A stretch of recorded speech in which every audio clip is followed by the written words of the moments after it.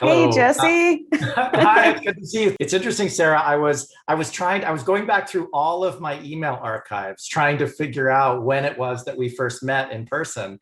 And I know that I had been following you on Twitter for years before I reached out to you. And I discovered that we started talking by email in October of 2013. And we had that coffee in University of Wisconsin-Madison in the student center. That was in February 2014.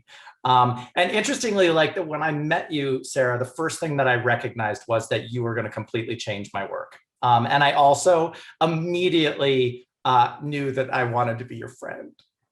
Well, we definitely are friends. I love that Harriet said that. And thank you to Harriet and Course Hero. It's so funny. Jesse, you and Sean are the people who taught me how to teach. So this is just a blast. And what a transformative thing it is to, if we met in 2014, that means I was teaching at the university for a decade before anybody ever really talked to me about how I taught, and really decided that it was worth investing in me to help me teach better. And I came to your conference and the session and that year, and then came back the next year. And I have to say that one of the greatest privileges of my career is that I had the opportunity, I had the time to do that, right? I was getting paid enough that I could decide to do something that wasn't in my job description per se. Teaching's in my job description, PD was not. And invest in myself like that before the pandemic. And the fact is that I showed up last fall for my students in ways that I never would have been able to if I hadn't had that preparation. So I'm just excited that we get to talk about teaching and policy and structural change all in one conversation. Well, I think it's fascinating that when you and I met and you came to that first digital pedagogy lab, and it was a week-long seminar, and all day, 5 days across a week. So a really intensive opportunity to talk through pedagogy. And I remember one of the first things you said at that session, which is, I think this might be the first pedagogy seminar I've ever been at, and I've been teaching for 10 years. And it's something that has really fueled my research, because here, one of the leading higher education policy experts saying to me, this is really the first time I've gotten to talk about pedagogy. And I've done some research since that, where I've done some informal polling of various different communities to kind of try and find out how much pedagogical preparation people get. And what it turns out is that most higher education faculty members, the majority of higher education faculty members get zero or close to zero pedagogical preparation. It's close to 55% that get essentially nothing. And their answer is maybe 1 3-hour workshop, and then they're put into classrooms. And so a lot of my career has been about how do we both challenge teachers to want to ask critical questions about their pedagogy, but also how do we change the structural problems that are at the core of that. And I think those structural problems are both pedagogical, they're disciplinary, they are associated with our institutions, but I think there's also some larger policy implications that drive some of that. Well, absolutely. I mean, what world do we live in where students, frankly, and their families pay a lot of money to go to institutions and spend a lot of time thinking about where they're going to go? Some of whom, the wealthiest, spend inordinate amounts of time trying to get into schools they think are perfect for them. And yet they don't ask hardly any questions about things like this. I mean, imagine a world where instead of going to a college campus on your so-called tour, instead of looking at the athletic facilities and the Greek life and the buildings, you said to the university, how much paid time each year do your faculty get to spend on their professional development, so that I know that I'm being taught by people who get that support? Yeah. Imagine what a different world. Yeah. Or how many courses did they take in pedagogy before they became a teacher of large 600-person seminars? And interestingly, it also, it varies from institution to institution, but don't know if I think I probably told you this, Sarah, that I originally, when I went to graduate school way back long ago, I think I started graduate school in 99, I want to say. And I was accepted to 2 schools. And the 2 schools were University of Wisconsin-Madison and University of Colorado Boulder. I had moved to Madison in order to secure residency. And so I took a gap year in order to secure residency and worked for a year in Madison in order to go to graduate school. So here we are in 1999, I'm living in Madison, and I decided I want to figure out what it is that I'll be doing as a graduate student at University of Wisconsin-Madison. So I walked to the bookstore and I saw what graduate students were teaching, and I was sort of alarmed to discover that I didn't see a single graduate student listed as instructor of record in the department that I was going to be teaching in. So I started to inquire a little bit more, and I found out that graduate students were only able to be TAs, and that I would not have the opportunity to be instructor of record for the entirety of my time in the department. And I also asked around, like, what kind of pedagogical preparation would I get for this work, even as a TA or for my work as a teacher after? And I found out that it would be the equivalent of a one-week seminar, but that it was primarily focused on sort of the administrivia of teaching.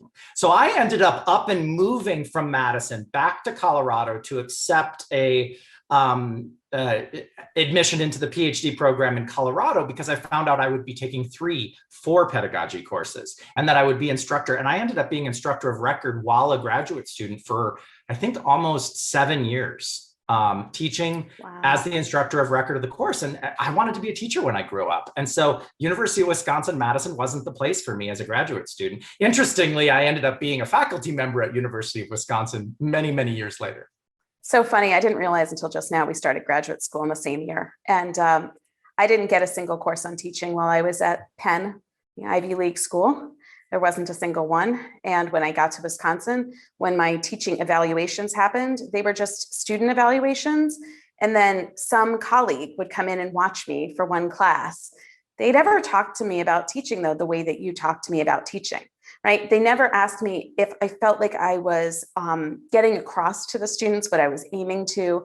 I don't think that they knew how to think about whether and how I was teaching in equitable and inclusive ways, right? The conversations that I had with you as well around assessment, the idea that there were multiple ways to think about assessment, and also, and let's be honest, one of the things that's made me uncomfortable, and it makes me uncomfortable partly because of my knowledge of policy, is grading. I'm a financial aid policy scholar, among other things. And the fact is that one of the leading reasons why so many low-income students don't make it through college is that financial aid carries these grade requirements and these PACE requirements. So I have a really hard time sitting there with a student and saying, you got a D, and now you're going to lose your financial aid, especially because I actually am not confident that I did what I needed to do for them to actually do well in my class, right? That I succeeded. In some of my pedagogy workshops, I ask a question. I sort of pose a hypothetical problem. Imagine that one of your students, if they get a C in your course or lower, they will have their financial aid removed. And you find out this information. And you also find out that that person is perhaps housing or food insecure. And you then go to the point of having to fill in a Scantron, and you see that person's name, and you look over and you discover that they had, quote unquote, earned a D in the course. What is your ethical responsibility as a teacher? And it's a really interesting question to ask people and to really get at the heart of it. And I think that the answer is that this shouldn't be a teacher's responsibility to be in that moment, it shouldn't be their ethical responsibility. We should have solved that problem much earlier than that point. However, at that point, what is my ethical responsibility? I believe my ethical responsibility is to give that student a B, give that student maybe even an A, because what if one of their other teachers doesn't understand the ramifications of that choice? And at that point, at the point that I'm deciding whether a student will be in college or whether they will have their financial aid removed and then be made homeless, the fairness about delivering their grade is irrelevant to me. I resonate very strongly with that. I think that we sometimes believe that we are arbiters of, it's almost Darwinian, right? That if we give a student a B, they might go out into the world and ultimately, because they got a B, do harm, even though they didn't know the knowledge and so on. Very few of us are actually teaching things where, that's going to be the consequence. And I think that, because we were successful in college, which is how we got to be faculty, we think everybody has to kind of fit that mold. I do see this question in the chat that dovetails with something that I wanted to ask you about. The question came in about, faculty are seriously overworked, right? There's people working 60 plus hours, filling courses beyond their capacity, and the university doesn't seem like it cares about it. What do we do about that? And I want to ask you, as somebody who does think about pedagogy, as somebody who, really is committed to this issue, how do you see your role inside higher education institutions with regard to this problem? Yeah, it's interesting. I've been in administrative roles for the last 8 or 9 years. I'm in the process of leaving administration as much as I possibly can. I think I'll still have one foot in the door of that world, mostly because I want to get back to the classroom. And when I think of like what it is that I feel like my role as a teacher is, I think I describe this as being someone who stands in the gap between students and the institution. And that's the role of a teacher. And so ultimately there's 2 parts to that. One part is that my responsibility is to advocate for students, obviously to support them, obviously to teach them, to mentor them, but also to advocate for them, in a sense, to push back, to push up, to manage up, to essentially tell the institution what the students need, because I'm the one working most closely with them. Interestingly, when I think about the institution's responsibility to me as a teacher, the institution's responsibility is to support me in that work, is to recognize that their role might be slightly different than mine. Institutions have bureaucratic concerns that they can't really just toss out the window, but they can recognize that I work closely enough with students that I know and I can best advocate for them and their needs. But interestingly, I think then the role of the institution is to support me so I can do that effectively. And I don't think institutions are doing that. If I think about the precarity of teachers across the US in particular, the point when 70% of our labor force is adjunct or contingent or doesn't have a contract that goes longer than a single semester, it's incredibly hard to do that work. If we go back to my hypothetical, imagine I'm looking at that Scantron and I'm thinking about the food insecurity of that student and the ethical decision that I'm going to make at that point. Imagine if I'm also an adjunct teaching 9 classes at 4 institutions. Imagine that my total income is $28,000. I am also on the cusp of food and housing insecurity, not making enough to make ends meet for myself. And now imagine if the institution is pressuring me to grade in particular ways. And this can be subtle, but it can sometimes be direct. People can get, they can get affected negatively if they grade their students too highly. And so imagine if at that moment, I'm thinking both of the students' well-being, but also thinking about my own well-being and how that decision will affect me. Ultimately, I think it's the institution's job to make sure that I am focused entirely on the student at that moment. Well, that's right. And I think, I'm watching the questions in the chat, and it seems to me that there is a really important theme here. What are we in the business of? I mean, let's put aside for a moment the neoliberal framing around that and just ask the question, what are we in the business of? We're in the business of teaching, okay? And the outcome is student learning. We need to do more as teachers to remind the institution of that.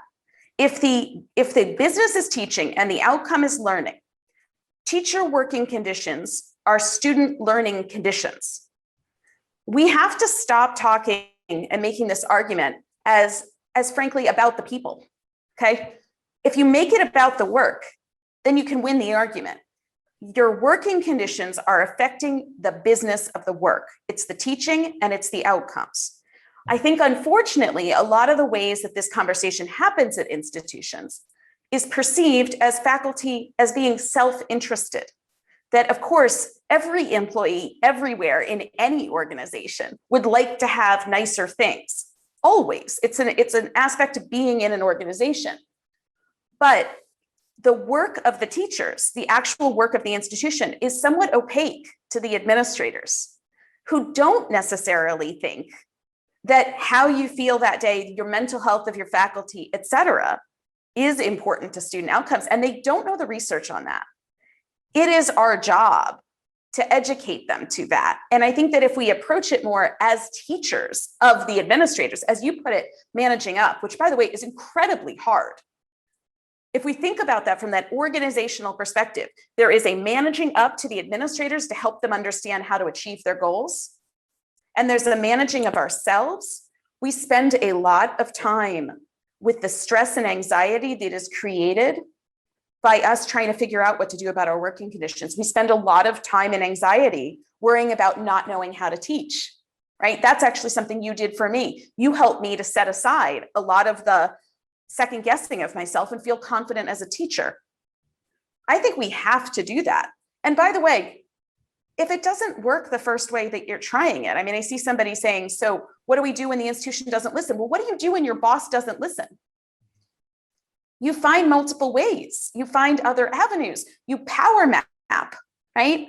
You figure out, okay, so maybe the system has goals around student outcomes. You need to create incentives for your administrators. And that's also where policy change comes from, right? Imagine how different the world would be if institutions were rewarded for student learning. You know, I mean, we've got to get focused on that. So actually, this connects to a question that I wanted to ask you.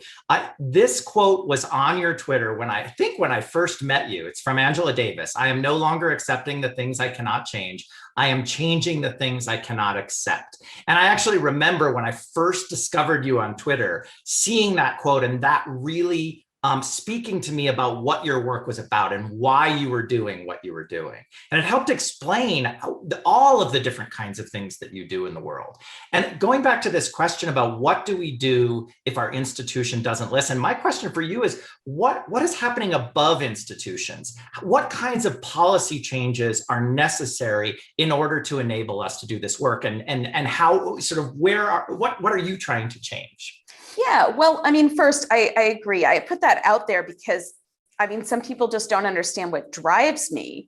And I think it's good to provide that kind of transparency. You know, not taking no for an answer when you see profound inequality, not just sitting in the muck of it and saying, I can't do anything about it, but owning. I mean, we all have power here. We all have voice if only we seize it. And, you know, we have varying levels of it, but I think that, you know, it's something to work on. So look, okay, so first, the college administrators themselves are in a powerful, difficult dynamic right now. The public institutions, which are the vast majority of institutions, are in a fight for their lives. If we think we're underpaid, these colleges are underpaid. The community colleges in particular are dramatically underpaid. I am always in awe that someone will take a community college presidency, okay? It is the ultimate thankless job where everybody, people with real power, are coming at you all the time, second guessing everything that you do. So, number one, our policies have to recognize and situate the public institutions in this country, particularly the regional comprehensives and the community colleges, these places we call real college at the Hope Center. These places have to be put in their proper position in society as it relates to things like thriving, well-being, community wellness, okay? Because they're central and pivotal. Then they have to be resourced like they matter. And that happens two different ways, right? One of those things is about money. And the second is about having the authority to make decisions about money, to do what is necessary. We have too many legislators who think they know how to get to student learning. They think it's about, they can mandate how many, you know, hours of teaching you're going to receive, right? Or, well, you're going to teach this subject and not that subject. I keep waiting for them to wake up and say, if somebody else told me how to run my business, I would say to them, like, what are you doing? You're not a subject matter expert.